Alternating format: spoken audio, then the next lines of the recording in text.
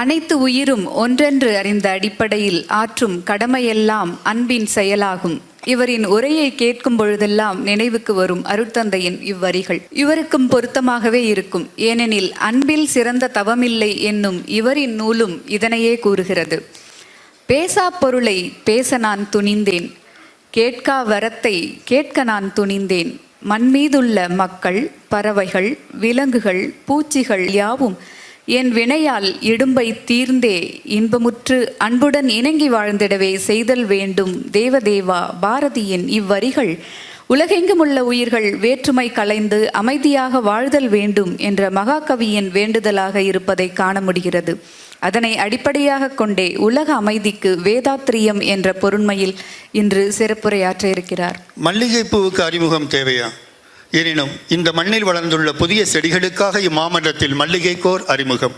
பாரதியின் பாதையில் இவர் நல்லது ஒரு வீணை, கோவில் மணி போன்ற குரல் வளமுடைய தெய்வ சிகாமணி, எளிய வார்த்தைகளில் ஆழமான தத்துவங்களை எடுத்துரைக்கும் மனப்பக்குவம், விஞ்ஞான வெளியோடு மெய்ஞான மொழி பேசும் புதிய பூபாலம், அருட்தந்தையின் அணுக்கச்சீடர் இல்லற விவேகானந்தர், மறிக்கொழுந்து செடியின் வேரிலிருந்து நுனி தளிர் வரை எங்கே கிள்ளி முகர்ந்தாலும் மணப்பது போல தமிழ் மணக்கும் தமிழ் அருவி, கவி அருவியின் அருகே தமிழ் அருவி, தமிழ்ச்சாரல் பொழியட்டும், மண்ணும் மனமும் சிறக்கட்டும்.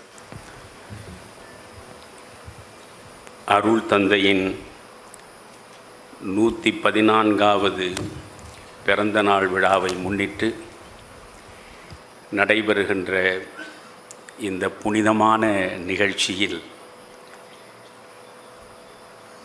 வரவேற்புரை நிகழ்த்திய என் நெஞ்சம் நிறைந்த மரியாதைக்குரிய அருள்நிதி பெரியவர் SKM மயிலானந்தன் அவர்களே, முன்னிலை உரை நிகழ்த்திய பெருமதிப்பிற்குரிய பத்மஸ்ரீ முன்னாள் CBI இயக்குனர் டாக்டர் கார்த்திகேயன் அவர்களே, தலைமை உரை வழங்கிய அன்பிற்சிறந்த என்னுடைய பெருமதிப்பிற்கு உரிய அறிவு திருக்கோயிலின் தலைவர் அருள்நிதி டாக்டர் SV பாலசுப்ரமணியம் அவர்களே, இணை நிர்வாக அறங்காவலர் அருள்நிதி பெரியவர் சின்னசாமி அவர்களே, என் இனிய நண்பர் ராம்ராஜ் காட்டன் நாகராஜன் அவர்களே, இனிய நண்பர் முருகானந்தம் அவர்களே, நீதியரசர் பாலு அவர்களும் நீதியரசர் அம்மா அவர்களும் உள்ளடங்கிய இந்த அறிவார்ந்த அவையை நான் முதலில் வணங்கி மகிழ்கிறேன். நீதியரசர் மாலதி அம்மா, நீதியரசர் பாலு அவர்கள் நான் ஆற்றுகின்ற உரைகளை எல்லாம் ஆழ்ந்து கேட்கக்கூடியவர்கள். எனவே அதற்காகவே இங்கே அவர்கள் வந்திருக்கிறார்கள். அவர்களுக்கு என்னுடைய தனிப்பட்ட நன்றியை முதலில் தெரிவித்துக் கொள்கிறேன். இதே இடத்தில் மகரிஷி அவர்கள் இருந்த பொழுது என்னுடைய 25வது திருமண நாளன்று நானும் என் மனைவியும் அவரை வந்து சந்தித்தோம். 1 மணி நேரத்திற்கு மேல் அவரோடு நான் நெஞ்சம் கலந்து உரையாடினேன். அப்பொழுது அவர் என்னை கேட்டார், மனவளக்கலை அமைப்பு குறித்து நீங்கள் என்ன அறிந்திருக்கிறீர்கள்? நீங்கள் ஆசனங்கள் எல்லாம் போடுவதுண்டா என்று கேட்டார்.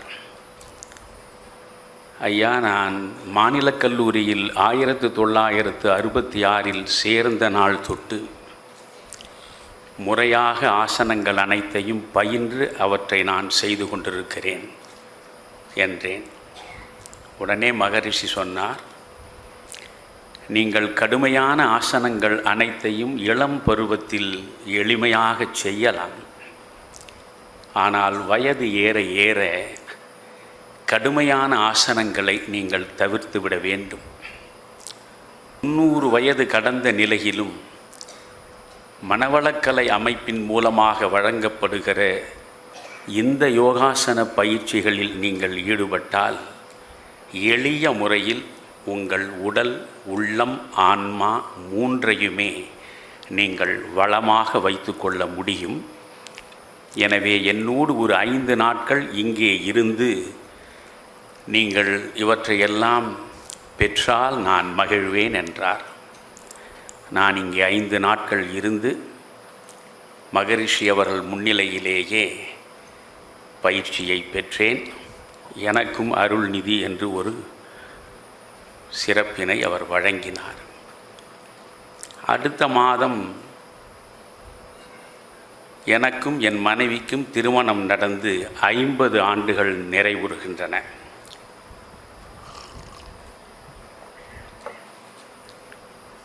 இருபத்தி 5வது ஆண்டு திருமண விழாவில் மகரிஷியை பார்த்தேன்.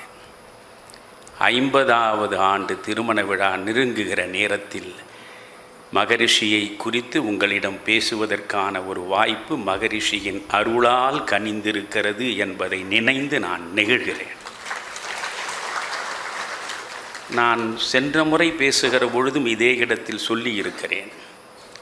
நீங்கள் மகரிஷியை பார்க்கிற பொழுது அவருக்குள் பரமஹம்சரை பார்க்க முடியும், விவேகானந்தரை தரிசிக்க முடியும், பாரதியை உங்களாலே காண முடியும்.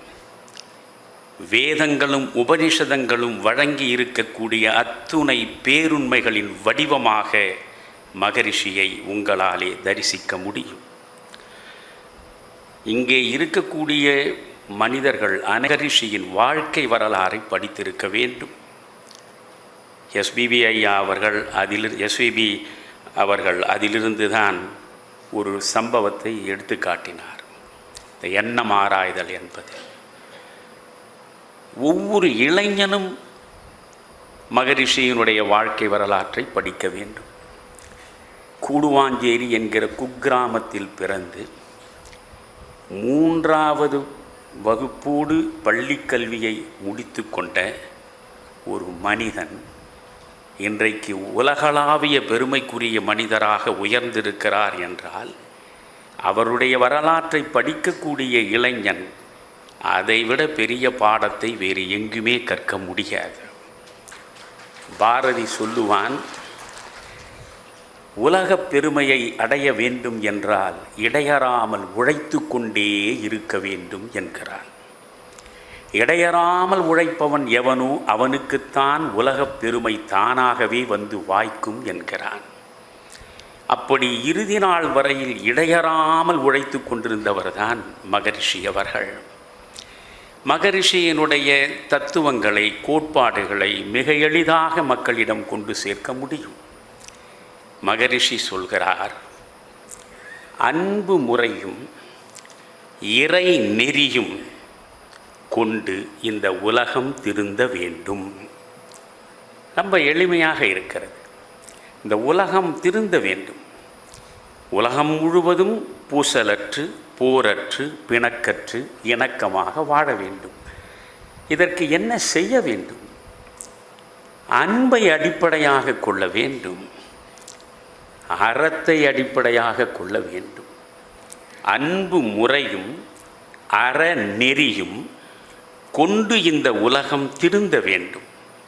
அதற்கு அடுத்த வரி அழகாக சொல்கிறார், அன்பு நெறியும் அன்பு முறையும் அறநெறியும் கொண்டு இந்த உலகம் திருந்தினால் மனித குலம் இன்பமும் அமைதியும் பெற்று மகிழ்வோடு வாழ முடியும். எல்லா உயிர்களும் மகிழ்ச்சியைத்தான் தேடுகின்றன. தான் அமர்ந்து வரும் மேவற்றுள் இன்பம் என்ற ஒன்றை நாடித்தான் அனைத்து உயிர்களும் செல்கின்றன என்று 3500 ஆண்டுகளுக்கு முன்னாலேயே தொல்காப்பியம் பேசுகிறது. எல்லா உயிர்களும் மகிழ்ச்சியைத்தான் தேடுகின்றன. மகிழ்ச்சி எப்பொழுது மனிதனுக்கு கிடைக்கும்? அமைதி இருந்தால் ஒழிய மகிழ்ச்சி வந்து சேராது. அமைதியும் இன்பமும் ஒரு நாணயத்தின் 2 பக்கங்கள். அமைதி எங்கே இருக்கிறதோ அங்கே இன்பம் இருக்கும். இன்பம் எங்கே இருக்கிறதோ அங்கே நிச்சயமாக அமைதியும் சேர்ந்து இருக்கும். எனவே அமைதியும் இன்பமும் மனித குலத்திற்கு வாய்க்க வேண்டும், உலகம் முழுவதும் மகிழ்ச்சியில் திளைக்க வேண்டும் என்றால் நீங்கள் என்ன செய்ய வேண்டும்? அன்பு முறையும் அறநெறியும் கொண்டு வாழ வேண்டும் என்கிறார். இங்கிருந்து தான் மகரிஷியை நாம் பார்க்கலாம். எனக்கு 1 மணி நேரம் வழங்கப்பட்டிருக்கிறது. படிப்படியாக ஒரு படிநிலையில் நான் மகரிஷியை உங்களை பார்க்க அழைக்கிறேன். முதலில் மகரிஷி நமக்கு சொல்வது, நான் யார் என்பதை நான் அறிய வேண்டும் என்பதுதான் மிக முக்கியமான கோட்பாடு. நான் சொன்னேன், நீங்கள் மகரிஷியிடம் ரமணரை பார்க்கலாம், மகரிஷியிடம் விவேகானந்தரை பார்க்கலாம், மகரிஷியிடம் வேதங்களையும் உபனிஷத்துங்களையும் நீங்கள் பார்க்கலாம். உலகமே புகழக்கூடிய நிலையை ரமணர் அடைந்தார்.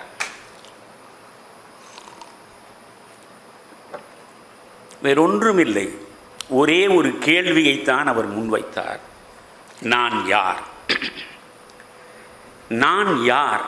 இந்த ஒரு கேள்வி உலகம் முழுவதையும் ரமணரை நோக்கி வரவழைத்தது. நம்முள் நாம் எழுப்ப வேண்டிய கேள்வி என்ன? அதற்கு எவ்வளவு அழகாக மகரிஷி சொல்கிறார். எங்கிருந்து வந்தாய்? எப்படி வந்தாய்? ஏன் அழுகிறாய்? எங்கே போவாய் என்பதை அறிவதற்கு பதிலாக யார் கடவுள், என்ன, அவருக்கு எத்தனை மனைவிகள், அவருக்கு எத்தனை பிள்ளைகள் என்று ஆராய்வது கடைகால் இல்லாமலேயே கட்டடம் கட்டுவதற்கு நிகரானது என்கிறார். எனவே யார் கடவுள், எங்கே கடவுள் என்று நீங்கள் தேட வேண்டியதில்லை. முதலில் உங்களை தேடுங்கள்.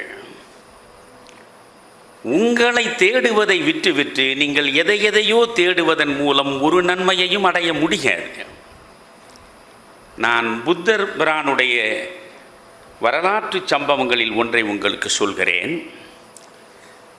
ஒரு 30 இளைஞர்கள் அவரவர் மனைவியோடு உருவேலா காட்டின் வழியாக உல்லாச பயணம் சென்றார்கள். அவர்களோடு ஒரு இளைஞனும் இணைந்து கொண்டான். ஆனால் அந்த இளைஞனுக்கு திருமணமாகவில்லை. அவன் ஒரு பெண்ணை வாடகைக்கு நியமித்து தன்னோடு அழைத்து கொண்டு வந்தான். உருவேலா காட்டில் நள்ளிரவு நேரத்தில் அவர்கள் தங்கினார்கள். பொழுது விடிந்தது. புலர்காலை பொழுதில் கண் விழித்து பார்த்தால் இந்த 30 பேர் மனைவியரோடு வந்தார்களே, அவர்கள் கொண்டு வந்திருந்த அனைத்து உடைமைகளையும் காண முடியவில்லை. அந்த பெண்ணையும் காண முடியவில்லை. வாடகைக்கு வந்த அந்த பெண் அத்தனை உடைமைகளையும் கொண்டு சென்று விட்டாள். அவளை தேடிக்கொண்டு இவர்கள் அங்குமிங்குமாக பரபரப்போடு செல்கிறார்கள். வழியில் புத்தர் வருகிறார். புத்தரை பார்த்து அவர்கள் சொல்கிறார்கள், நாங்கள் இப்படி நிகழ்ந்தது, இந்த பெண்ணை தேடிக்கொண்டு போகிறோம், நீங்கள் எங்காவது கண்டீர்களா? புத்தர் சொல்கிறார், அந்த பெண்ணை தேடுவது உனக்கு முக்கியமா அல்லது உன்னை தேடுவது உனக்கு முக்கியமா என்பதை முதலில் முடிவு செய். உன்னை தேடு. விவேகானந்தர் செல்லுகிற இடமெல்லாம் சலிப்பின்றி சோர்வின்றி வழங்கிய அறிவுரை ஒன்றுதான், நோ தை செல்ஃப். வேதங்களும் உபனிஷதங்களும் சொல்லக்கூடியது நோ தை செல்ஃப் என்றால் நோ யுவர் செல்ஃப். உன்னை நீ அறிய வேண்டும். இப்பொழுது நீங்கள் இங்கே வகுப்புக்கு வந்து அமர்ந்தாலும் கூட அதில் தியானம் மிக முக்கியமான இடத்தை பெற்றிருக்கிறது. ஏன் தியானத்திற்கு அவ்வளவு முக்கியமான இடத்தை மகரிஷி வழங்கினார்? என்னை நான் எப்படி அறிவது? எனக்கு உள்ளே நான் சென்றாக வேண்டும். ஆனால் ஆண்டவனிலே இருந்து அனைத்தையும் நாம் வெளியே தேடிக்கொண்டிருக்கிறோம். வெளியே தேடுவதனால் எந்த நன்மையும் எந்த நாளும் நமக்கு வந்து சேரப்போவதே இல்லை. நமக்கு உள்ளே செல்ல வேண்டும், நமக்கு உள்ளே சென்று பார்க்க வேண்டும். அதைத்தான் அழகாக அற்புதமான தமிழ் சொற்றொடர்களை எல்லாம் மகரிஷி அவர்கள் நமக்கு வழங்கிவிட்டு போயிருக்கிறார். உள்ளே செல்ல வேண்டும் என்பதற்கு அவர் என்ன சொல்கிறார்? அகத்தாய்வு செய்ய வேண்டும், அகத்தாய்வு செய்ய வேண்டும். புறத்திலேயே நின்றுவிடலாகாது.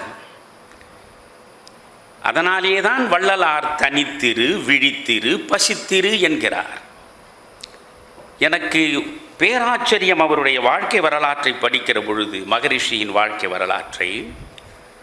தன்னுடைய 42வது வயதில் வீட்டின் வெளிப்புற திண்ணையில் உறங்கிக் கொண்டிருக்கிற பொழுது நள்ளிரவு நேரம் திடீரென்று தனக்கு பக்கத்தில் வள்ளலார் அந்த வெண்ணிற ஆடையை உடுத்தியபடி உட்கார்ந்திருந்ததை பார்த்தேன் என்கிறார். வள்ளலாரை நான் நேரடியாக தரிசித்தேன். அந்த வள்ளலாரிடம் நான் உரையாடுவதற்கு முயன்றேன்.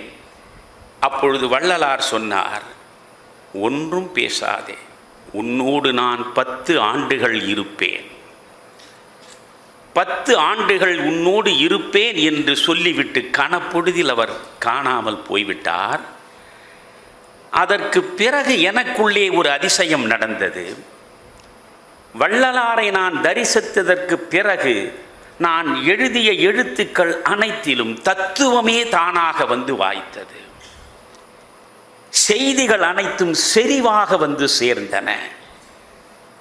எனக்குள் இருந்து வள்ளலார் தான் அவற்றை எழுதினார் என்கிறார் நம்முடைய மகரிஷி அவர்கள். வள்ளலார் வழங்கியிருக்கிற செய்தியே மிக முக்கியமானது என்ன? தனித்திரு, விழித்திரு, பசித்திரு. தனித்திரு என்றால் என்ன?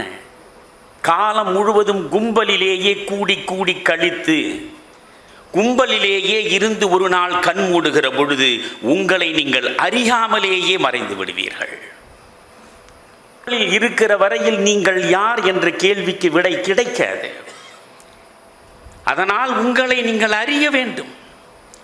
உங்களை நீங்கள் அறிய வேண்டும் என்றால் நீங்கள் தனித்திருக்க வேண்டும். பாரசீக சமயத்தை உருவாக்கிய ஜராதுஷ்டரர் தனித்திருந்தார் பல்லாண்டுகள். அதன் விளைவாக வந்து வாய்த்ததுதான் பார்சிய மதம். மகாவீரர் பல்லாண்டுகள் தனித்திருந்தார். அதன் விளைவாக வந்து வாய்த்ததுதான் சமண மதம். புத்தர் பல்லாண்டு காலம் தனித்திருந்தார். 80 வயது வரையில் கூடியவரை தனித்திருந்தார், தியானத்தில் திளைத்திருந்தார். அதனாலேதான் போதம் அவருக்கு வந்து வாய்த்தது. அந்த போதத்தை அவர் மக்களுக்கு வழங்கினார். கர்த்தரை நீங்கள் பாருங்கள், விவிலியத்தை வாசித்தால் உங்களுக்கு தெரியும். கர்த்தரை சிறைபிடிப்பதற்காக வருகிறார்கள். கல்லறையில் அறைவதற்காக அவரை சிறைபிடிக்க வருகிறார்கள். அதை கர்த்தர் உணர்கிறார். உடனே தன்னுடைய சீடர்களை விட்டுவிட்டு தனியே போய் நிற்கிறார், தனித்திருக்கிறார். அந்த இறுதி தருணத்தில் அவர் தனிமையைத்தான் நாடுகிறார். அதற்குள்ளே ஒரு அர்த்தம் இருக்கிறது. நீங்கள் நபிகள் பெருமானாரை நினைந்தால், அவர் இல்லறத்தில் ஈடுபட்டிருந்த பொழுதே பெரும்பாலும் அடிக்கடி ஹீராமலை குன்றிலே போய் உட்கார்ந்து விடுவார். அந்த ஹீராமலை குன்றில் அவர் தனித்து தவம் இருந்த சூழலிலே தான் ஜிப்ரீல் என்கிற வானத்து தூதுவர் அவரிடம் வந்து அவர் மூலமாக திருமறையை இறக்கி வைத்தார் என்று இஸ்லாம் மார்க்கம் பேசுகிறது. நீங்கள் 10 கட்டளையை கொடுத்த 10 கமாண்ட்மெண்ட், அந்த 10 இறைவன் மோசஸுக்கு வழங்கினான். மோசஸ் இறைவனிடம் 10 கட்டளைகளை பெறுவதற்கு முன்பு 40 ஆண்டுகள் தனிமை தவம் இருந்திருக்கிறார். நாம் 40 நிமிடங்களாவது தனிமையாக ஒரு தவத்தில் ஈடுபட நினைக்கிறோமா? யோசியுங்கள். வள்ளலார் அதனால் தான் சொல்கிறார், உன்னை நீ அறிய வேண்டுமா, முதலில் தனித்திரு. ஏன் நீ தனித்திருக்க வேண்டும்? தனித்து இருந்தால்தான் நீ விழித்திருப்பாய். அந்த தனிமைதான் உனக்குள்ளே அறிவின் விகசிப்பை உருவாக்கும். அந்த தனிமைதான் உனக்குள்ளே விழிப்புணர்வை தூண்டி துலங்கச் செய்யும். அவேர்னஸ் என்று ஆங்கிலத்தில் சொல்கிறோமே, அந்த விழிப்புணர்வு தான் மிக முக்கியமானது. அந்த விழிப்புணர்வை நீங்கள் பெறாமற் போனால் ஒருபோதும் நீங்கள் வாழ்வின் வெற்றியாளராக வாய்ப்பதற்கு சாத்தியமே கிடையாது. நான் மீண்டும் புத்தரிடமே வருகிறேன். காரணம், ஏதோ மகரிஷி அவர்கள் சொன்னதெல்லாம் சாதாரண செய்திகள் என்று நீங்கள் நினைந்து விடலாகாது. அவர் இவை எல்லாவற்றையும் சேகரித்து சாறு பிழிந்து நீங்கள் பருகுவதற்காக வழங்கிய வாழ்க்கை என்னும் ஜீவ ரசம்தான் மகரிஷியினுடைய அனைத்து தத்துவ கோட்பாடுகளும் என்பதை முதலில் நீங்கள் அறிந்து கொள்ள வேண்டும். புத்தர் இது போன்று மேடையில் அமர்வார். அவருக்கு முன்னாலே சீடர்கள் குழுமுவார்கள். பேசிக்கொண்டே இருப்பது புத்தரின் வழக்கம் இல்லை. கேள்விகளை கேட்டுக்கொண்டே இருப்பார். விழிப்பு நிலையை உருவாக்க வேண்டும் என்றால் அதை கேள்வியின் மூலமாகத்தான் செய்ய முடியும். நபிகளாரே ஒரு இடத்தில் அழகாக சொல்கிறார், உன் அறிவின் திறவுகோல் உனக்குள் எழும் கேள்வி என்கிறார். கேள்வியின் மூலமாகத்தான் உன் அறிவை நீ திறவுகோலாக பயன்படுத்தி திறக்க முடியும். எனவே அந்த கேள்வியை எழுப்ப வேண்டும் என்றால் உனக்குள்ளே விழிப்பு வர வேண்டும். விழிப்பு வந்தால்தான் உன்னை நீ அறிவதற்கான வாய்ப்பு உருவாகும். அதனால் புத்தர் எப்பொழுதும் கேள்வி கேட்பார். தனியாக கைவீசி நடந்து வந்து மேடையிலே அமர்ந்து முன்னாலே இருக்கிற சீடர்களிடம் பேசுகிற புத்தர் ஒரு நாள் ஒரு கைக்குட்டையோடு வருகிறார். என்ன புத்தர் கைக்குட்டையோடு வந்து அமர்ந்திருக்கிறாரே என்று சீடர்கள் வியப்போடு பார்க்கிறார்கள். புத்தர் அந்த கைக்குட்டையை முழுவதுமாக விரித்து சீடர்களுக்கு காட்டுகிறார். சீடர்களே, இதோ இந்த கைக்குட்டையை கொஞ்சம் பாருங்கள். இந்த கைக்குட்டை இப்பொழுது இயல்பாக இருக்கிறது. இந்த கைக்குட்டை இப்பொழுது சுதந்திரமாக இருக்கிறது. இயல்பாகவும் சுதந்திரமாகவும் இந்த கைக்குட்டை இருப்பதை உங்களுக்கு நான் காட்டினேன். புரிகிறதா? புரிகிறது என்றார்கள். பிறகு அந்த சீடர்கள் முன்னாலேயே இந்த கைக்குட்டையில் பல முடிச்சுகளை அவர் போடத் தொடங்கினார். முடிச்சுகளை போட்ட பிறகு கைக்குட்டையை மீண்டும் தூக்கி சீடர்களிடம் காட்டுகிறார். சீடர்களே, இப்பொழுது இந்த கைக்குட்டை எப்படி இருக்கிறது என்று சொல்லுங்கள் என்றார். புத்தருடைய அணுக்க சீடர்களில் ஒருவனாகிய சாரிபுத்தன் எழுந்து நின்றான். நான் சொல்கிறேன் என்றான். சொல் சாரிபுத்தா, நீங்கள் முதலில் காட்டிய கைக்குட்டை இயல்பாக இருந்தது, சுதந்திரமாக இருந்தது. இப்பொழுது நீங்கள் காட்டுகிற கைக்குட்டை இயல்பை இழந்து விட்டது, சுதந்திரத்தையும் துறந்து விட்டது. மிகச்சரியாக சொன்னாய். சரி, மீண்டும் இந்த கைக்குட்டை தன் சுய இயல்பையும் சுதந்திரத்தையும் அடைய வேண்டும் என்றால் என்ன செய்ய வேண்டும் என்று கேட்டார். உடனே சாரிபுத்தன் சொன்னான், ஒரு பிரச்சனையும் இல்லை. முடிச்சுக்களை போடுகிற பொழுதே எப்படி முடிச்சுக்களை போடுகிறோம் என்ற விழிப்புணர்வோடு நாம் போடத் தொடங்கினால் அந்த முடிச்சுக்களை எளிதாக நம்மாலே அவிழ்த்து விட முடியும். பழைய நிலையை, பழைய இயல்பை, பழைய சுதந்திரத்தை இந்த கைக்குட்டை பெற்றுவிட முடியும். முடிச்சுக்கள் போடும்போது நாம் விழிப்போடு இருக்கிறோமா என்பதுதான் முக்கியம். புத்தர் அவனை பாராட்டினார். என்ன செய்தி இதில் இருக்கிறது? நம் வாழ்வு ஒரு போராட்டம். நம் வாழ்வில் நம்மை நோக்கி பலவிதமான முடிச்சுக்கள், மர்ம முடிச்சுக்கள், பிரச்சனைகள் வந்து கொண்டே இருக்கின்றன. அந்த பிரச்சனைகளிலிருந்து எப்படி விடுபடுவது என்று முடியாமல் நாம் முடங்கி விடுகிறோம்.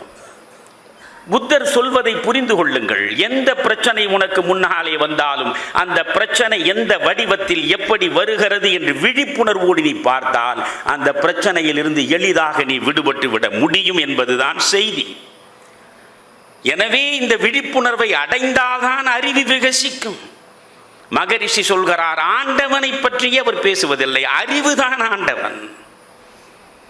அறிவுதான் ஆண்டவன். உன் ஆன்மாவுக்குள்ளே உறைந்திருக்கிற அறிவு அதுதான் ஆண்டவன். எனவே உன் ஆன்மாவுக்குள் உறைந்திருக்கின்ற அறிவு விகசிக்க வேண்டும்.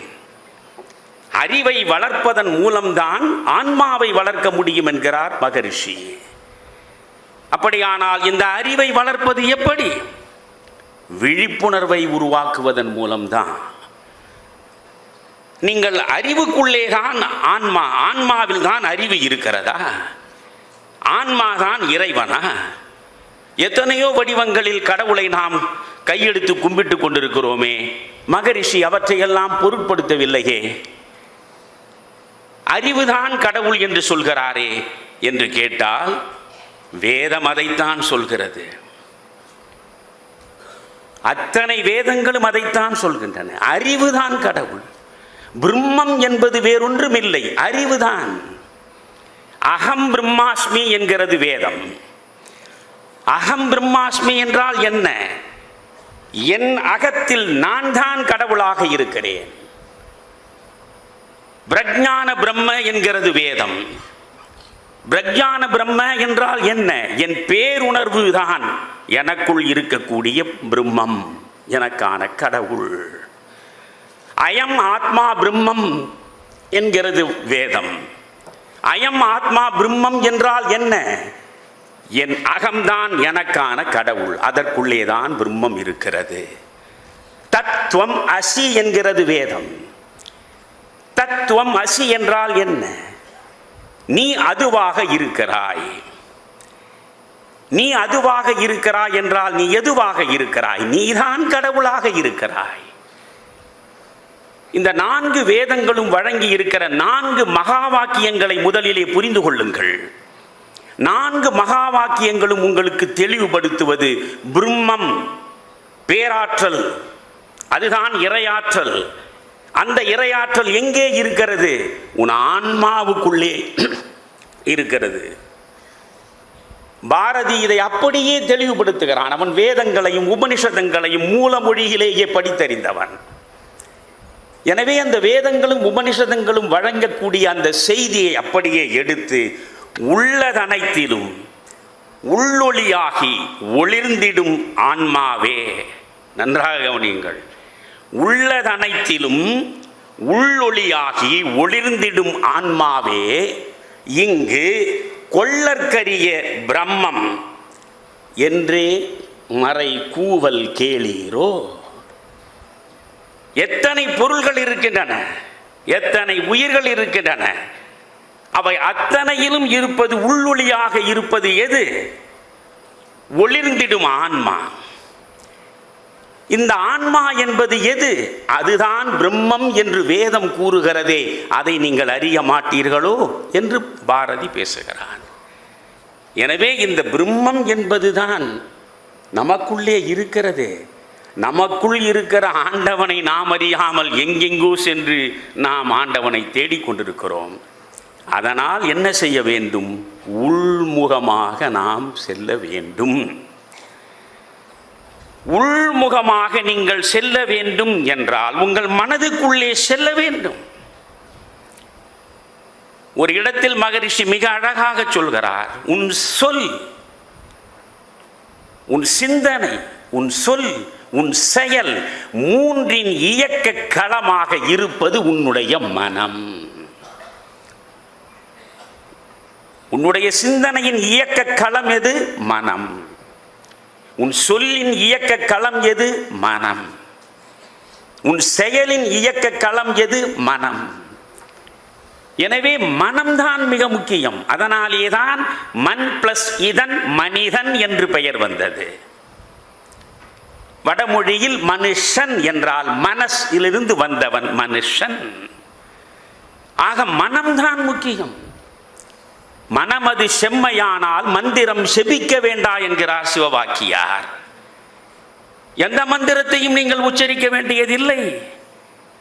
எந்த கடவுளையும் நாடி நீங்கள் செல்ல வேண்டியதில்லை. நீங்கள் செய்ய வேண்டியது என்ன? மனமது செம்மையாக இருக்க வேண்டும். மனம்தான் மண்ணுயிர் ஆக்கம் என்கிறான் வள்ளுவன். இந்த மண் உயிர்கள் அனைத்துக்கும் ஆக்கத்தை தேடி தருவது எது? மனம் என்கிறான். உலகத்தின் முதல் உளவியலாளன் யார் என்று கேட்டால் நான் வள்ளுவனைத்தான் சொல்லுவேன். சமீப காலத்தில் வந்த சிக்மண்ட் ஃப்ராய்ட் உளவியலை அறிவியல் ரீதியாக ஆய்வு செய்து அவன் சொன்னான். அப்படி 40 ஆண்டுகள் உளவியலை அறிவியல் ரீதியாக ஆய்வு செய்த சிக்மண்ட் ஃப்ராய்ட் கடைசி ஒரு வாசகம் சொன்னான். மனம் என்ற ஒன்று இருக்கும் வரையில் மனிதனால் மகிழ்ச்சியாகவே இருக்க முடியாது என்பதைத்தான் இந்த 40 ஆண்டு காலத்தில் நான் கண்ட உண்மை என்றான். மனம் என்ற ஒன்று இருக்கிற வரையில் மனிதகுலம் மகிழ்ச்சியாக இருக்கவே முடியாது. காரணம், இந்த மனதிலே இருந்துதான் எண்ணங்கள் தோன்றுகின்றன. தற்சோதனை என்று சொல்லுகிற பொழுது மகரிஷி என்ன சொல்கிறார்? எண்ணங்களை ஆராய்தல். முதலில் அவர் சொல்வது அதுதான், எண்ணங்களை ஆராய்தல். எண்ணங்களை ஆராய்வதோடு நீ நின்றுவிடக் கூடாது. எண்ணங்களை ஆராய வேண்டும். உன்னுடைய சினத்தை அகற்ற வேண்டும். உன் கவலையை ஒழிக்க வேண்டும்.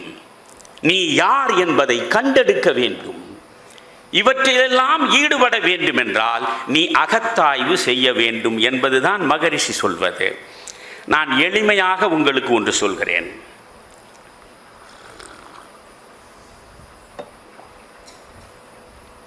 ஒரு மளிகை கடைக்காரர் இருக்கிறார். ஒரு மளிகை கடைக்காரரை நீங்கள் பார்த்தால் மாதம் முழுவதும் காலையில் 8 மணிக்கு அவர் கடையை திறக்கிறார், இரவு 10 மணிக்கு கடையை மூடுகிறார். கடையை மூடுகிற போது வெளியே இருக்கிற அந்த விளம்பர பலகையின் மீது உள்ள விளக்கையும் அணைத்து விட்டுத்தான் அவர் செல்கிறார். ஆனால் மாதத்தில் ஒரு நாள் மட்டும் கடையை மூடுகிறார். வெளியே விளம்பர பலகையின் மீது வெளிச்சத்தை உடைய விளக்கை அணைக்கிறார். உள்ளே இவர் இருக்கிறார். உள்ளே விளக்குகள் எரிந்து கொண்டிருக்கின்றன.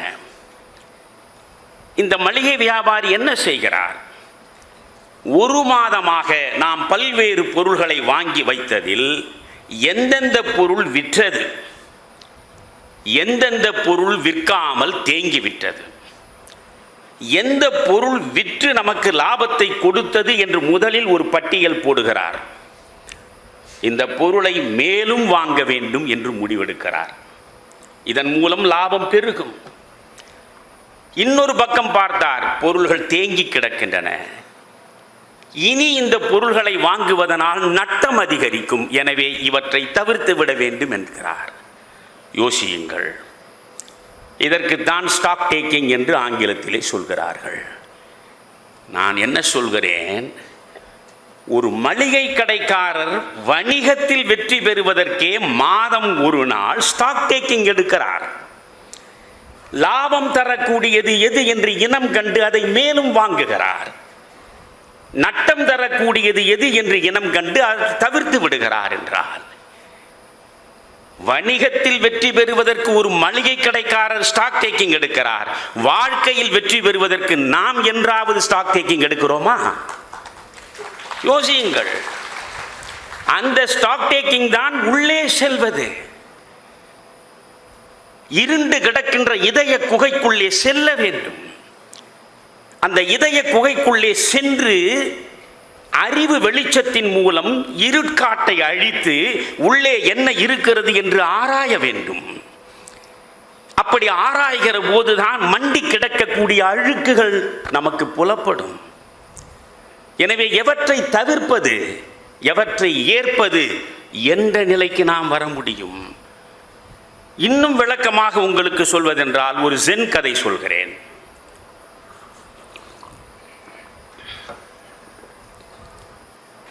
இவை அனைத்தும் மகரிஷி எழுப்பி இருக்கிற மாளிகையின் அடித்தளம். அதனால் நான் விவரிக்கிறேன். ஒரு புகழ்பெற்ற ஜென் இருந்தார்.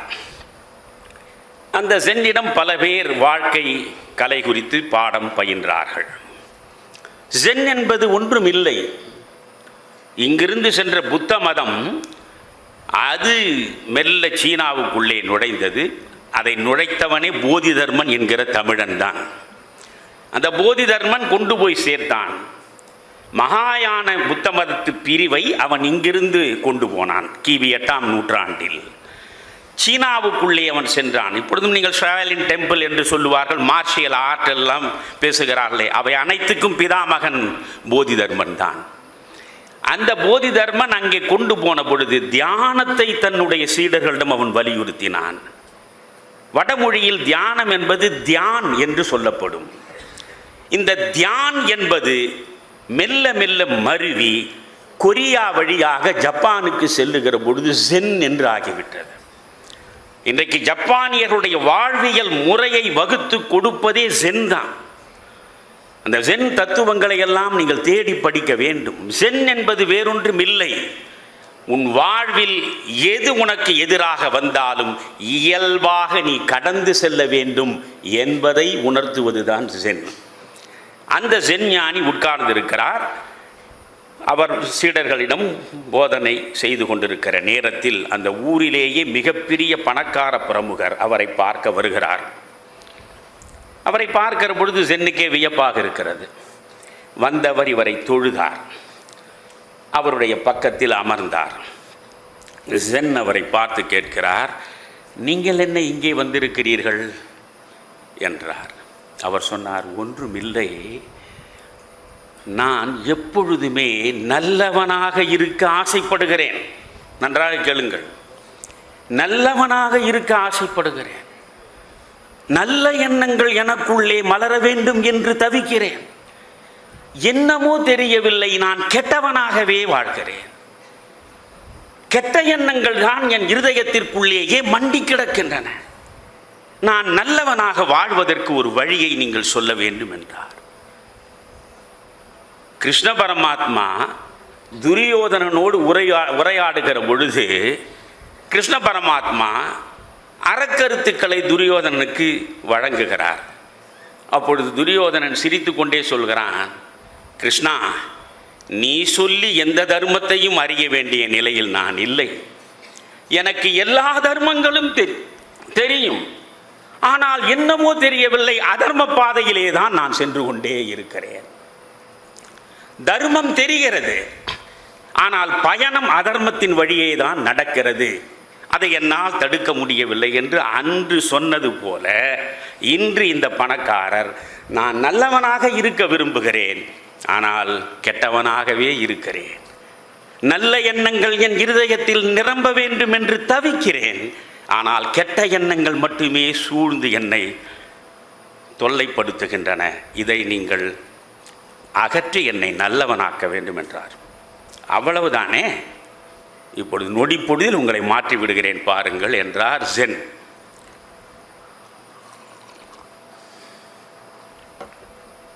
அங்கே உட்கார்ந்திருந்த சீடர்களில் ஒரு சிறுவனை அழைத்தார். தம்பி, பக்கத்து அறையிலே சென்று ஒரு மட்பாண்டம் அதை எடுத்துக்கொண்டு வா என்றார். அவன் ஒரு மட்பாண்டத்தை கொண்டு வந்து வைத்தான். ரொம்ப எளிய கதை இது, ஜென் கதை. ஒரு மட்பாண்டத்தை கொண்டு வந்து வைத்தான். உடனே ஜென் அந்த பணக்கார பிரமுகரை பார்த்து, ஐயா, இந்த மட்பாண்டத்திற்குள்ளே உங்கள் பார்வையை செலுத்துங்கள், இந்த மட்பாண்டத்துக்குள் ஏதாவது இருக்கிறதா என்று பார்த்து சொல்லுங்கள் என்றார். அவர் பார்த்தார். ஒன்றுமே இல்லையே என்றார். இல்லை, சரியாக பாருங்கள் என்றார். அவர் மீண்டும் மீண்டும் பார்த்தார். இல்லை, ஒன்றுமே இல்லை என்றார். அப்படியா, சரி தம்பி, நீ வா. தம்பி வந்தான். நீ இந்த மட்பாண்டத்தில் பார்த்து ஏதாவது இருக்கிறதா என்று சொல் என்றான். அவன் அந்த மட்பாண்டத்தை எட்டி பார்த்து விட்டு சொன்னான், இருக்கிறது என்றான். இந்த பிரமுகருக்கு வியப்பு. நாம் எத்தனை முறை பார்த்தோம், அதில் ஒன்றும் இல்லை, இவன் இருக்கிறது என்று சொல்கிறானே. என்ன இருக்கிறது என்று ஜென் கேட்டார். காற்று இருக்கிறது என்றான். நீங்கள் ஒன்று யோசியுங்கள், வெற்றிடம் என்பது இயற்கையில் கிடையவே கிடையாது. ஒன்று இல்லை என்றால் இன்னொன்று நிரம்புவதுதான் வாழ்வு, அதுதான் இயற்கை. காற்று இருக்கிறது உள்ளே என்றான். உடனே இந்த பணக்காரர் யோசிக்கிறார், இந்த சிற்றறிவுக்கு இது தெரியாமல் போய்விட்டதே. ஆமாம், காற்று தான் உள்ளே இருக்கும்.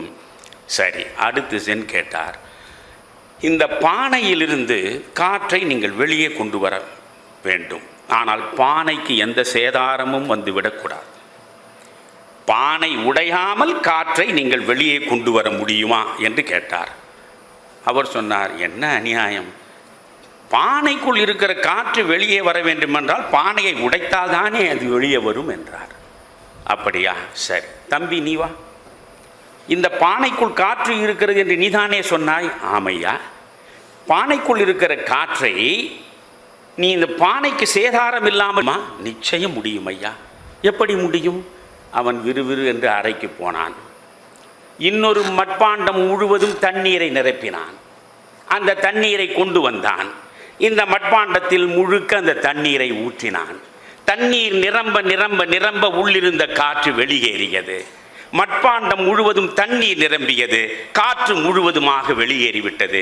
இப்பொழுது சொன்னான் அவன், காற்று முழுவதும் வெளியேறிவிட்டது ஐயா.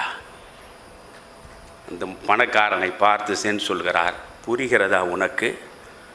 இதில் ஏதாவது செய்தி தெரிகிறதா? தெரியவில்லையே, நீங்களே சொல்லுங்கள். ஒன்றுமில்லை, உள்ளே இருந்தது காற்று.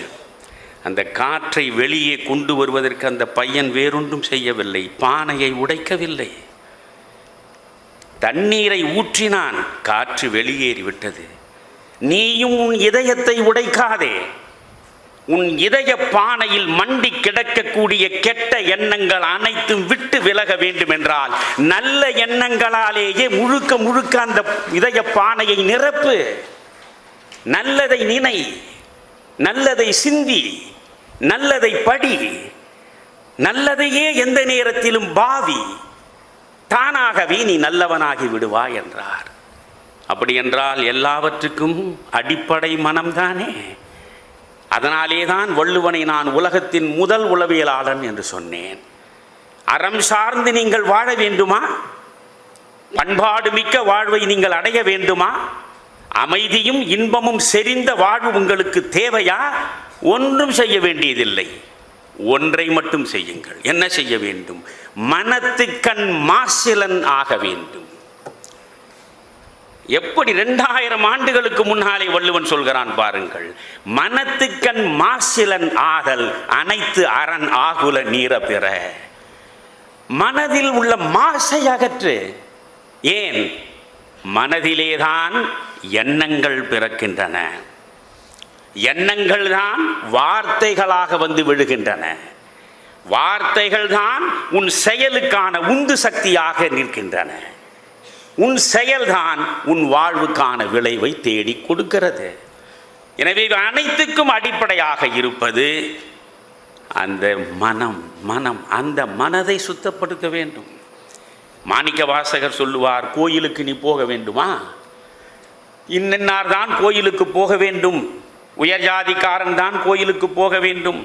பேரறிவாளன் தான் கோவிலுக்கு போக வேண்டும். செல்வம் செறிந்தவன் தான் கோவிலுக்கு போக வேண்டும் என்றெல்லாம் மாணிக்க வாசகர் பட்டியல் போடவில்லை. ஒரு வரி சொல்கிறார், இறைவனை யார் தரிசிப்பது? சித்தம் அழகியார் பாடாரோ நம் சிவனை. உன் சித்தம் சுத்தமாக இருக்க வேண்டும். அந்த சித்தம் சுத்தமாக இருக்க வேண்டும் என்பதற்காகத்தான் அகத்தாய்வு நடக்க வேண்டும் என்று மகரிஷி சொல்கிறார். இந்த அகத்தாய்வு நடப்பது எப்படி? தியானத்தில் ஈடுபடுவதனால் தான். கும்பலிலேயே கூடியிருக்கக்கூடாது. ஒரு 30 எங்கிருந்தாலும் உங்களை தனிமைப்படுத்திக் கொள்ளுங்கள், அன்போடு வேண்டிக் கொள்கிறேன். இதற்கு நீங்கள் ஒரு பைசா செலவழிக்க வேண்டியதில்லையே. எங்கிருந்தாலும் எந்த நிலையிலும் ஒரு நாளில் 30 நிமிடங்கள் தனிமைப்படுத்திக் கொள்ளுங்கள். நான் வாரத்தில் ஒரு நாள் முழுவதும் 30 மணி நேரம் தனிமையில் இருக்கிறேன், மௌனத்தில் இருக்கிறேன். 30 மணி நேரம் இருக்கிறேன். திங்கள் இரவு 10:30க்கு நான் ஒரு அறைக்குள்ளே சென்று விட்டால் புதன் காலை 8 மணிக்கு ஆசனங்களை எல்லாம் முடித்துவிட்டு தான் நான் அந்த அறை கதவை திறப்பேன். இடையில் எனக்கு வேண்டிய உணவை என் மனைவி கொண்டு வந்து வைப்பாள். 30 மணி நேரம் நான் உள்ளே தனிமைப்படுகிறேன், மௌனமாக இருக்கிறேன். என்னுள் நான் செல்கிறேன். அதனுடைய பலனை நான் அனுபவிக்கிறேன். இன்று எனக்கு 76 வயதாகிறது. 76 வயதான நிலையில் என் உடல் சார்ந்த பிரச்சனை என்று எதுவுமே எனக்கு இன்று வரை கிடையாது. அதற்கு காரணம் மகரிஷி எனக்குள்ளே ஏற்றி வைத்த அந்த விளக்கு, ஆன்ம விளக்கு. எளிதான பயிற்சிகளை செய்வது உடலுக்கு, தியானத்தில் ஈடுபடுவது ஆன்மாவுக்கு. நீங்கள் அவர் மிக தெளிவாக சொல்கிறார், அறிவுதானடா கடவுள். அறிவில் 2 வகை உண்டு. அதை முதலில் நாம் புரிந்து கொள்ள வேண்டும். நீங்கள் கற்றதனால் ஆய பயனென் கொள் வாலறிவன் நற்றாள் தொழாரெனின் என்று வள்ளுவன் பேசுகிறான். அது என்ன வாலறிவு?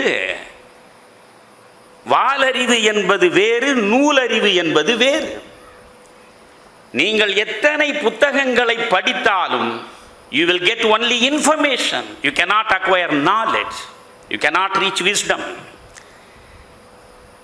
கோடி கோடியாக நீங்கள் செலவழித்து உங்கள் பிள்ளைகளுக்கு கலாசாலைகளில் எத்தனை படிப்பை கொடுத்தாலும் அந்த படிப்பின் மூலமாக அவர்களுக்கு கிடைப்பதெல்லாம் தகவல்கள், தகவல்கள், தகவல்கள்.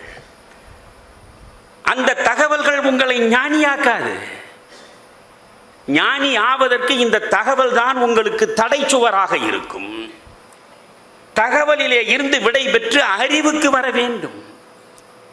அந்த அறிவை நீங்கள் வாலறிவாக மாற்ற வேண்டும். எல்லா மனிதனுக்கும் இறைவன் பகுத்தறிவு கொடுத்திருக்கிறான், 6வது அறிவு. அந்த அறிவை முயன்று முயன்று முயன்று நீங்கள் வாலறிவாக மாற்ற வேண்டும். அதனால் நீங்கள் அறிவுதான் உள்ளே இருக்கிறது ஆன்மாவில். அந்த அறிவுதான் உன்னுடைய கடவுள் என்று மகரிஷி சொல்வதை இனியாவது புரிந்து கொள்ளுங்கள். பாரதி மிக தெளிவாக சொல்கிறான், வேதங்களை கற்றுணர்ந்தவன், உபனிஷதங்களை கற்றுணர்ந்தவன். அவன் எல்லா கோயிலுக்கும் உள்ள கடவுள்களை பற்றியெல்லாம் பாடியிருக்கிறான். அல்லாவை கூட பாடியிருக்கிறான், இயேசுவை பாடியிருக்கிறான். ஆனால் அவன் தெளிவாக ஒன்றை சொல்கிறான். நம்முடைய மகரிஷி எதை சொல்கிறாரோ அதைத்தான் பாரதி சொல்கிறான். புதிய ஆத்திசூடியை தயவு கூர்ந்து உங்கள் பிள்ளைகளுக்காவது படிக்க கொடுங்களேன். நீங்கள் ஒன்றும் கம்பராமாயணம் படிக்க வேண்டும் என்று சொல்லவில்லை, பெரிய புராணம் படிக்க வேண்டும் என்று சொல்லவில்லை. 14 கணக்கு நூல்களில் இருக்கக்கூடியவற்றை எல்லாம் படித்து அற கருத்துக்களை அப்படியே கரைத்து குடிக்க வேண்டும் என்று சொல்லவில்லை. பாரதி கொடுத்த அந்த புதிய ஆத்திச்சூடியை படி. அந்த புதிய ஆத்திச்சூடியில் அறம் செய்ய விரும்பு. புதிய ஆத்திச்சூடி இருக்கிறது. புதிய ஆத்திச்சூடியில் அவன் முதலில் கடவுள் வாழ்த்து எப்படி சொல்கிறான், யார் கடவுள் என்கிறான். மகரிஷிவை அனைத்தையும் படித்து அறிந்து தேர்ந்து தெளிந்து அவர் பெற்றெடுத்த அந்த வாலறிவைத்தான் நமக்கு வழங்கி இருக்கிறார். என்ன சொல்கிறார்? நீங்கள் ஆத்திசூடி இளம்பிறை அணிந்து மோனத்திருக்கும் வெண்ணிற மேனியான். யார்? சிவன். ஆத்திசூடி இளம்பிறை அணிந்து மோனத்திருக்கும் வெண்ணிற மேனியான். கருங்கடல் மீது கருநிறங்கொண்டு பார்மிசை கிடப்போன். யாரு? பெருமாள். மகமது நபிக்கு மறையருள் தந்தோன் அல்லாஹ். இயேசுவின் தந்தை என பல மதத்தினர் உருவகத்தாலே உணர்ந்தும் உணராது பல வகையாக பரவிடும் பரம்பொருள் ஒன்றே. எத்தனையோ உருவகங்கள் மூலமாக கடவுளை உணர்வதற்கு அத்தனை முயற்சிகளையும் மேற்கொள்ளுகிறான். அத்தனை வடிவங்களிலும் கடவுளை காண்பதற்கு விழைகிறான். ஆனால் என்ன சொல்கிறான்? உருவகத்தாலே உணர்ந்தும் உணராது பரம்பொருள் எது? பரவிடும் அனைத்தும் பரம்பொருள் ஒன்றே. பல வகையாக பரவிடும் அனைத்தும் பரம்பொருள் ஒன்றே. அதன் இயல் ஒளியுறும் அறிவாம். எது பரம்பொருள்? அறிவு. அதன் இயல் ஒளியுறும் அறிவாம். அதன் நிலை கண்டார் அல்லலை அகற்றினார். அதனை வாழ்த்தி மகத்துவம் பெறுவோம் என்கிறான் பாரதி. எதை வாழ்த்த வேண்டும்? அறிவை வாழ்த்த வேண்டும். எது கடவுள் என்று உணர வேண்டும்? அறிவே கடவுள் என்று உணர வேண்டும்.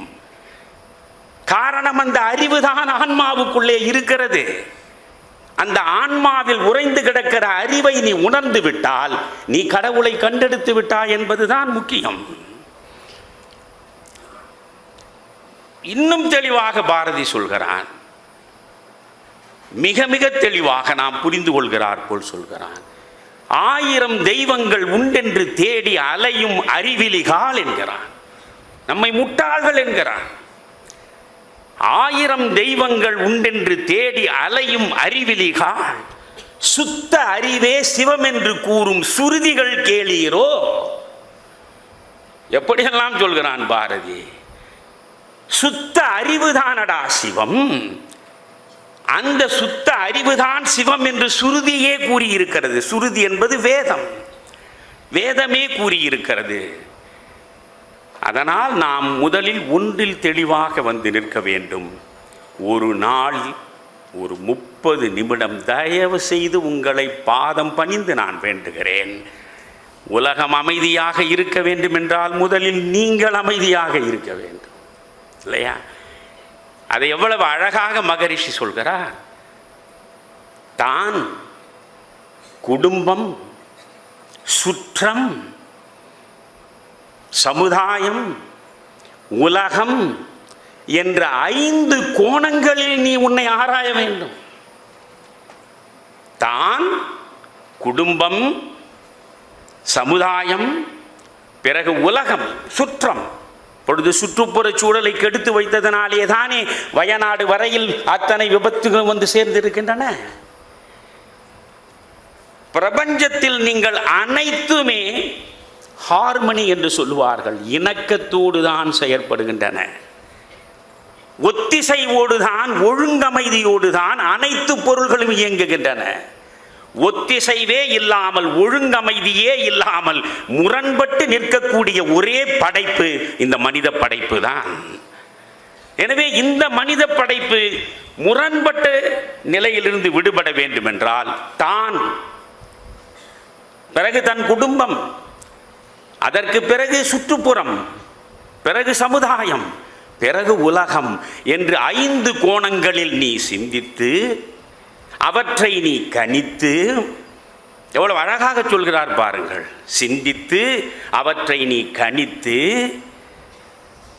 நேற்றைய உலகத்தில் நீ வாழ்ந்தாயே கடந்த காலம், அந்த கடந்த கால அனுபவங்களையும், நிகழ்காலம், அந்த நிகழ்காலத்தின் சூழல்களையும், எதிர்காலத்தில் வரக்கூடிய விளைவுகளையும் ஒன்றிணைத்து ஒழுங்கமைதியை நீ உருவாக்குகிற போதுதான் உன் அறிவு முழுமை பெறும்.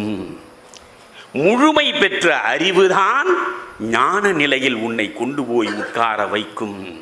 ஞான நிலையில் நீ கொண்டு போய் உட்கார வைக்கப்படுகிற பொழுது கடவுளை நீ கண்டெடுத்து விடுவாய்.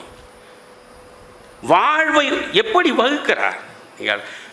நான் ரொம்ப வியப்பாக இருப்பது பல விஷயங்கள். எவ்வளவு எளிமையாக அவர் சொல்கிறார். நான் புத்தருடைய நடுப்பாதையை பற்றி நிறைய படித்திருக்கிறேன். நடுப்பாதை தத்துவத்தை, middle path. Aristotle middle path is golden path என்கிறான். நடுப்பாதை தான் பொற்பாதை என்கிறான்.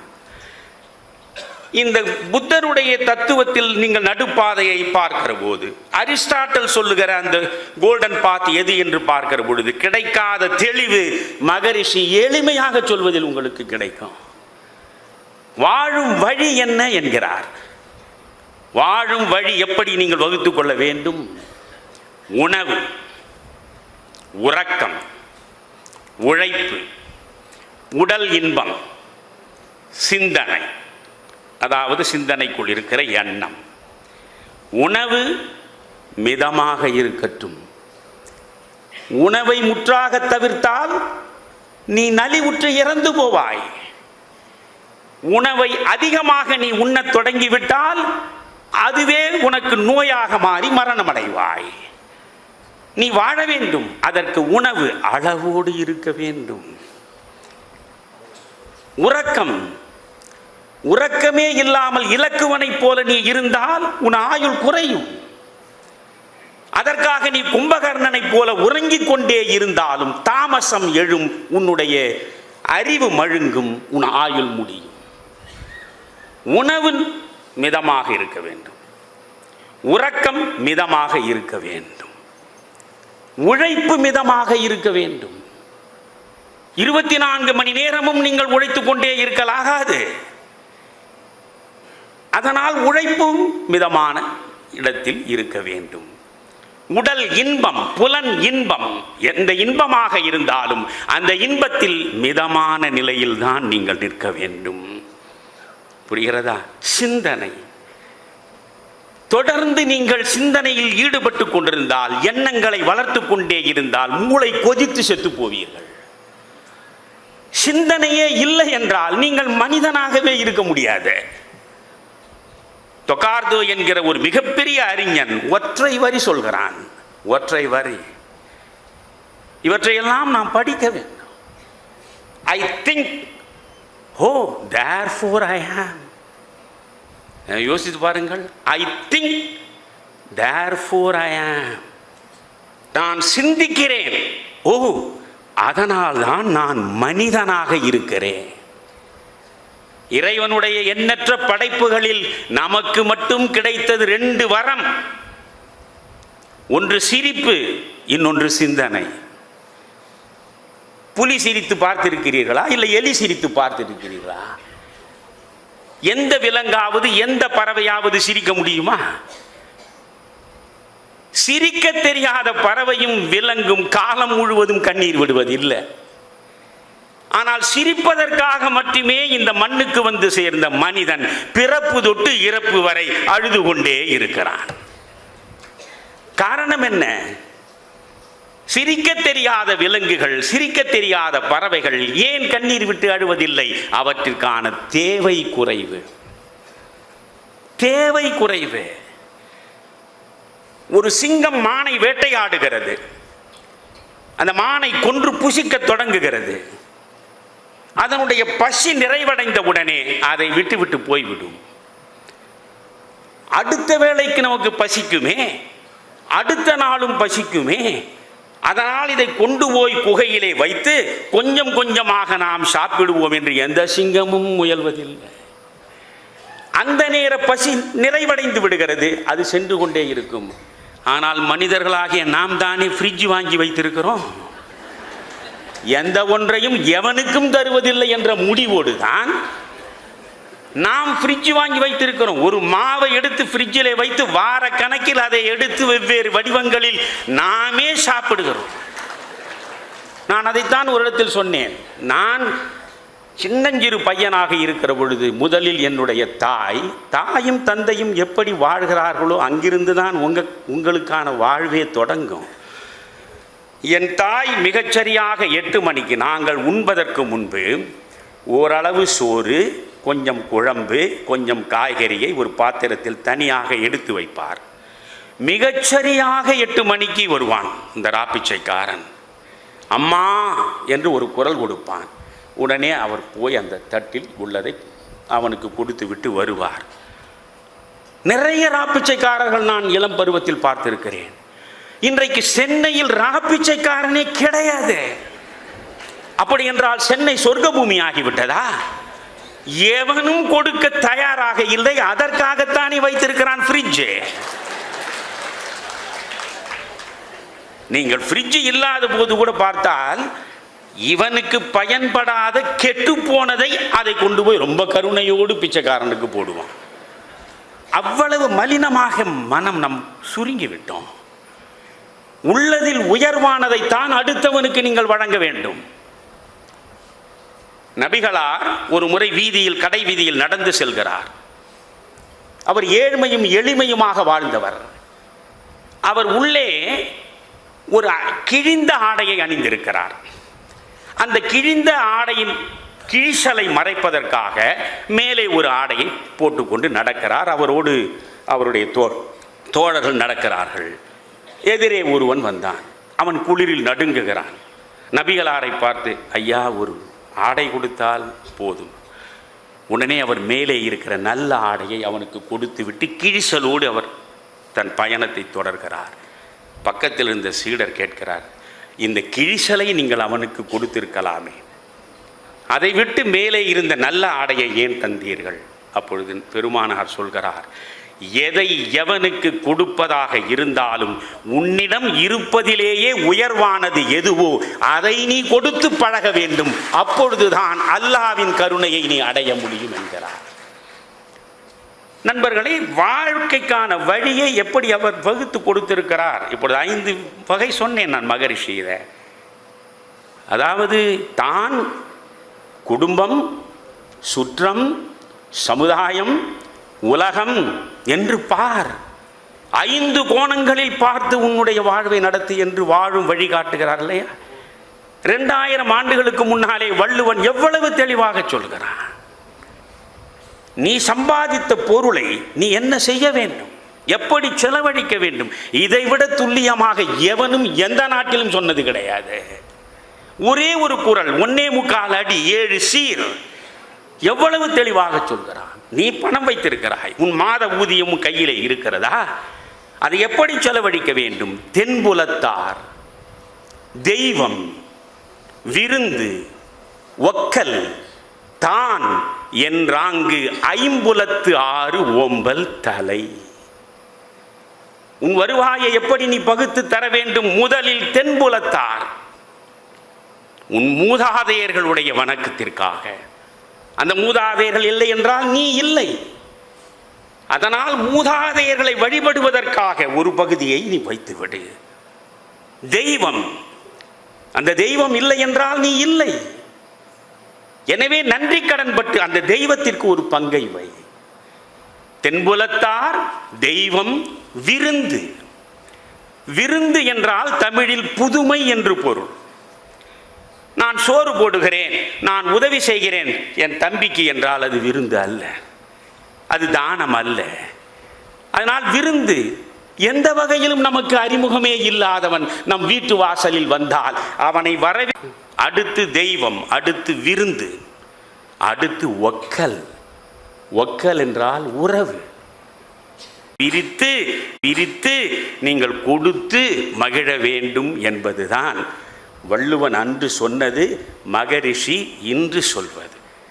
நீங்கள் அறுவகை செயல்கள் என்று பட்டியலிடுகிறார் மகரிஷி. நீங்கள் அறுவகை செயல்கள் என்று மகரிஷி என்ன சொல்கிறார்? ஆசை. எனக்கு மகரிஷியிடம் ரொம்ப பிடித்ததே இதுதான். நான் நிறைய வாசிக்கிறேன்,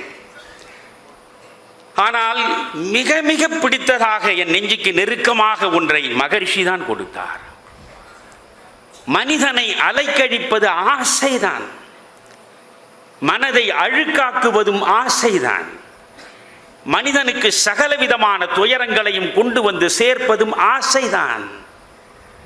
எனவே இந்த ஆசை இருக்கிற வரையில் பகவத்கீதை மிக அழகாக சொல்கிறது, ச சாந்தி மாப்னோதி ந காமகாமி என்கிறது. ச சாந்தி மாப்னோதி ந காமகாமி. ஆசைப்படுபவன் எவனோ அவனோடு அமைதியும் இன்பமும் சேர்ந்து நடக்க முடியாது. அமைதியும் இன்பமும் எங்கே இருக்காது? ஆசைகளிலேயே மூழ்கி கிடந்தார். புத்தர் 6 ஆண்டு காலம் உருவேலாவில் கடும் தவம் இயற்றி கடைசியில் ஞானம் பெற்றவர் உலகத்திற்கு வழங்கிய பொன்மொழி என்ன? ஆசையை விடு. உன் எல்லா துயரங்களுக்கும் காரணம் ஆசை. ஆசையை விடு என்றார்.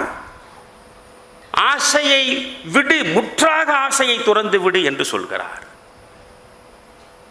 சரி, புத்தர் சொன்னபடி ஆசையை விட்டு விடலாம் என்று நாம் நினைத்தால் எதன் மீதும் ஆசை வைக்காதே என்கிறார் புத்தர்.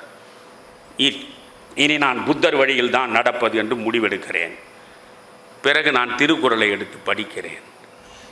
திருக்குறளில் வள்ளுவன் சொல்கிறான், பற்றுக பற்றற்றான் பற்றினை அப்பற்றை பற்றுக பற்றுவிடற்கு என்கிறான்.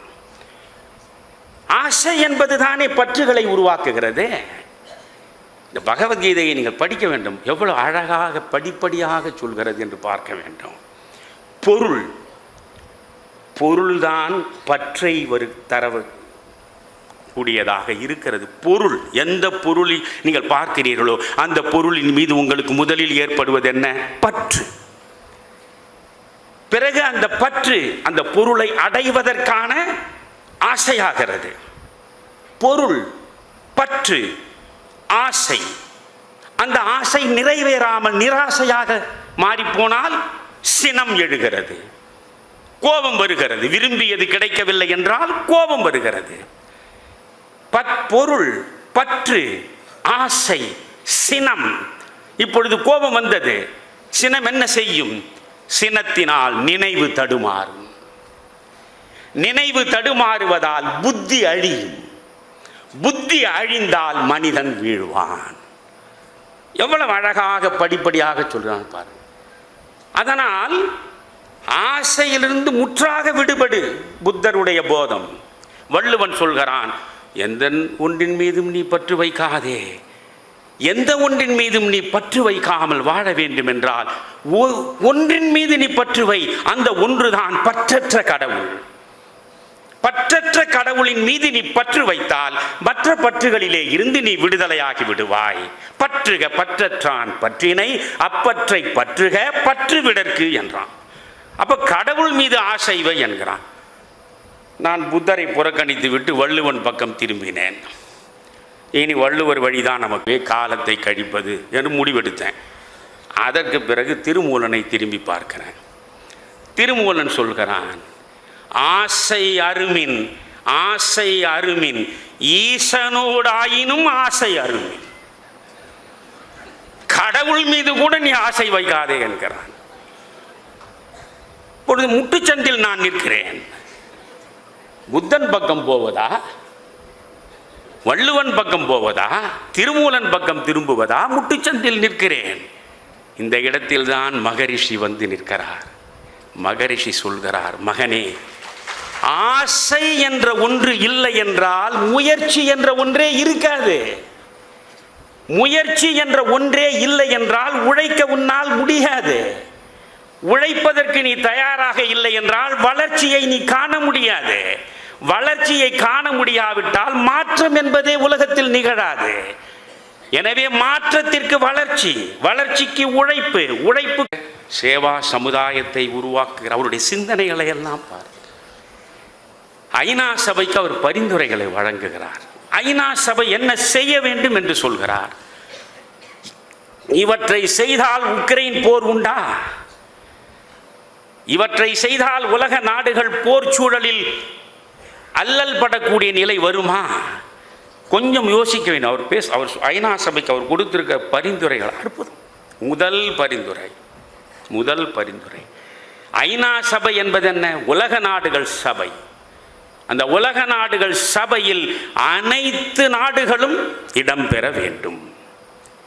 அனைத்து நாடுகளும் அங்கம் அமைத்தால்தான், அங்கம் வகித்தால்தான் அது உலக நாடுகளின் சபையாக இருக்கும். அனைத்து நாடுகளுக்கும் இடம் வேண்டும் என்றார். யோசித்து பாருங்கள். இன்றைக்கு பாலஸ்தீனத்திற்கு ஐநாவிலே இடம் கிடையாது. பாலஸ்தீனத்திற்கு இடம் கொடுக்க வேண்டும் என்று அவர்கள் எவ்வளவு முயன்று பார்க்கிறார்கள், இடம் கிடையாது. காரணம், பாலஸ்தீனத்திற்கு எப்பொழுது இடம் கொடுக்கலாம்? அமெரிக்காவும் இங்கிலாந்தும் பிரான்சும் சேர்ந்து ஒரு நிபந்தனை விதித்திருக்கின்றன. இஸ்ரேலும் பாலஸ்தீனமும் சேர்ந்து அமைதியான சூழலில் வாழ்வது என்ற உடன்படிக்கையில் வந்து நின்றால்தான் நீங்கள் இந்த பாலஸ்தீனத்திற்கு உள்ளே அனுமதி கொடுக்கலாம். பாலஸ்தீனத்திற்கு இடம் இல்லை. உலக கிறிஸ்துவர்களின் நகரமாக, நாடாக இருக்கக்கூடிய வாட்டிகன் ஐநா சபையில் கிடையாது. காரணம், வாட்டிகனே ஐநா சபையில் இடம்பெற விரும்பவில்லை. நீங்கள் செர்பியாவிலே இருந்து மிகுந்த போராட்டத்திற்கு பிறகு கொசோவா பிறந்தது. அந்த கொசோவாவுக்கு ஐநா சபையில் இன்று வரை இடம் இல்லை.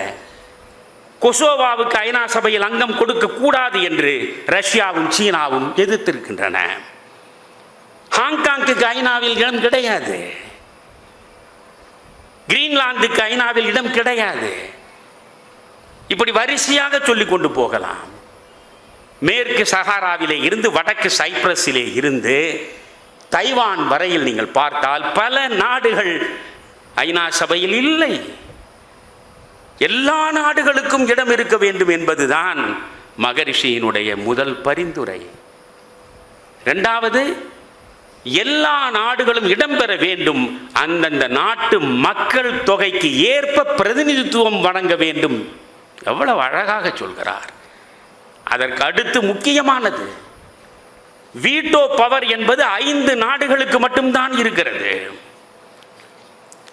ரஷ்யாவுக்கும் உக்ரைனுக்கும் போரா, அதை தடுத்த நிறுத்த வேண்டும் என்று நினைத்தால் ஒன்றுமில்லை. இந்த 5 நாடுகள் ஒரு வீட்டோ பவரை கொண்டு வந்தால் முடியாது, ஐநா சபை முடங்கிவிடும். இந்த 5 நாடுகள் எது? அமெரிக்கா, இன்னொன்று ரஷ்யா, இன்னொன்று இங்கிலாந்து, இன்னொன்று பிரான்ஸ், இன்னொன்று சைனா. இந்த 5 நாடுகள் தான் உலகத்தினுடைய சட்டாம்பிள்ளைகளாக இருக்கிறார்கள். உலகத்தின் விதியை எழுதக்கூடிய சர்வாதிகாரிகளாக இருக்கிறார்கள். இந்த வீட்டோ பவரை முதலில் ரத்து செய்ய வேண்டும். அனைத்து நாடுகளும் சமத்துவம் சார்ந்த நிலையில் இடம்பெற வேண்டும் என்று பேசுகிறார். இதை இன்னும் நான் விரிவாக சொல்லுவேன். கடைசியில் அமைய வேண்டும். எல்லா நாடுகளுக்கும் மேலாதிக்கம் செலுத்தக்கூடியதாக ஐநா சபை இருக்க வேண்டும். எங்கே எந்த தவறு நடந்தாலும் அந்த தவறை தருகன் ஆண்மையோடு தட்டி கேட்கிற மேலாதிக்கமாக ஐநா சபை இருக்க வேண்டும். இன்றைக்கு ஐநா சபை சொல்வதை ஏற்பதில்லை, அந்த இடத்தில் இருக்க வேண்டும். இரண்டாவது, ஐநா சபைக்கென்றே சகல அதிகாரங்கள் உள்ள தனி அமைதிப்படை உருவாக்கப்பட வேண்டும். அமெரிக்கா வரை சென்றார். ஏறக்குறைய 18-19 முறை அமெரிக்காவுக்கு மகரிஷி சென்றிருக்கிறார். சென்று இவற்றையெல்லாம் அவர் பரிந்துரையாக வழங்கி இருக்கிறார். எனவே உலகம் அமைதியை பெற வேண்டும் என்றால், அமைதியான சூழல் வர வேண்டும் என்றால், ஒவ்வொரு தனி மனிதனும் அந்த அமைதியை அடைய வேண்டும். அந்த அமைதியை அடைவதற்காக உங்கள் மனம் வளப்பட வேண்டும். ஒவ்வொரு தனி மனிதனும் வளப்பட்டால் குடும்பம் வளப்படும். குடும்பம் வளப்பட்டால் சமுதாயம் வளப்படும். சமுதாயம் வளப்பட்டால் நாடு வளப்படும். நாடு வளப்பட்டால் உலகம் வளப்படும். அதனால் தேவை மனவளம். அந்த மனவளம் என்பதை கலையாக கொண்டு வந்து நம்மிடம் சேர்த்த மகரிஷியை மனதிலே நிறுத்தி என் உரையை முடிக்கிறேன். நன்றி.